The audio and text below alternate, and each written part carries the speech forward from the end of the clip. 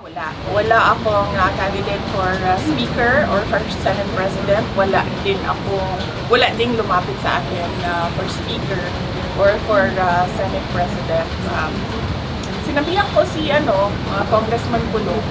Sabi ko sa kanya, baka gusto mo lumaban ng Speaker. Hindi pa siya sumagot. Hindi siya sumagot. Iniisip din niya siguro yung chances niya na manalo. Anong chances kaya ni Congressman Pulo? Bakit siya yung napili niyo, ma'am, na ini-endorse niyo, ma'am?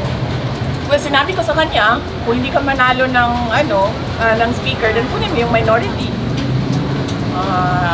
Diba? But wala pa siyang sagot. So I guess he's still thinking about it. Siguro, hindi ko alam. Sinabi lang niya sa akin kanina, huwag ka makapag-away kasi kagagaling mo lang sa simbahan. Sa misa. Okay, ma'am.